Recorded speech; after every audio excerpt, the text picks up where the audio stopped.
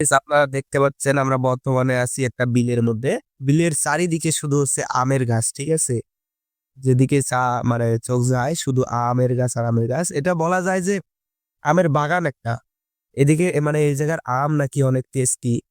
তো এটা পরীক্ষা বা খাওয়ার জন্য আমরা চলে আইছিলাম একটা টিম নিয়ে। টিমের মেম্বার আছে, এই দেখেন মাসুম আছে, তারপরে এর নাম কি? ওয়ান।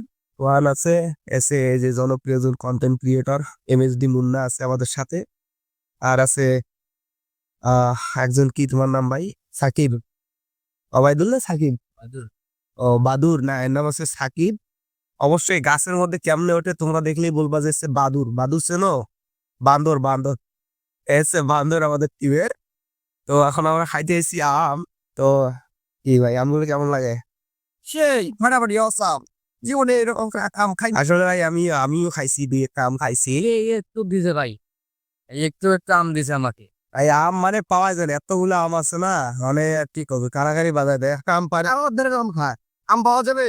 এই দেখো কিভাবে খাইতেছে। চালটা খাও। হ্যাঁ, চালটা খাও। আচ্ছা যাই হোক, আমগুলা কিন্তু অনেক মিষ্টি। হ্যাঁ, আমি একটা আম আনবো। এখন আমাদের জনপ্রিয় content creator Mohammad MD MSD Munna, তো সে সে নাকি আমগুলো খেয়ে একদম পাগল হয়ে গেছে। আর আমাকে অল্প একটু আম দিছে, আমি একটুক পাইছি। একটু খেয়ে কোনোদিন শান্তি হয়? আমাকে যাওয়া লাগবে বান্দরের মতো, একটা আম নিয়ে আসতে হবে। আচ্ছা দেখি কেমনে আম পারে। তো গাইস তোমরাও দেখো কেমনে আম পারে। এই দেখো ভাই, লাভ দিল ভাই। আরে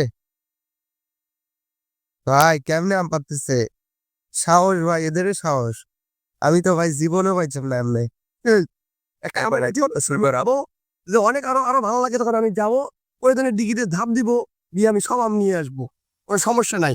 তুমি খাওয়া খাওয়ান, আসো। আসলে আমরা অনেক টেস্টি ভাই, আমি খেয়ে দেখছিলাম, আমার পুরো আমার লোভ ধরে গেছে, বুঝছো? আমটা এত সুন্দর লাগে ভাই। আপনারা যদি এই আমের গাছটার নাম জানেন, যদি দেখে বুঝতে পারেন এটা কোন গাছ, তাহলে আমার একটু জানাইন তো, এই গাছটা আমি আমার বাসায় লাগাবো। অনেক সুন্দর আম ভাই। আমার মনে হচ্ছে ভাই, আমার মনে হচ্ছে এটা হাড়িভাঙা নয়তো কাঁচা মেটে আম, কারণ এই দুইটা ছাড়া আর অন্য অন্য আমের এটা স্বাদ হইতে পারে না। না ভাই, আমার আমার বাসায় অবশ্য হাড়িভাঙা আম আছে, কিন্তু এত সুন্দর না ভাই। তাহলে এটা দেশি কাঁচা মিঠা হইতে পারে, দেশি বিদেশি না, দেশি অরিজিনাল কাঁচা মিঠা। হ্যাঁ, হতেও পারে।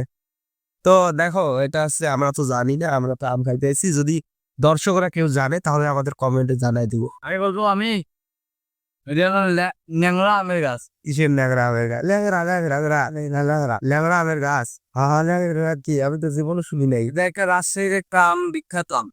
তো রাজশাহীরা ওর নানা বাসা রাজশাহী, তো সেই জন্য জানে। কারণ রাজশাহী তো ওর নানু বাসা আছে, ওইখানে মনে করো সব থাকে দাদু। ও, তোমার তোমার ওই বাসা রাজশাহী, তো এটা ল্যাংরা আমের গাছ। যাই হোক গাইজ, আমি তো জানি না। দেখছেন এই যে আম একটা পড়ে গেছে।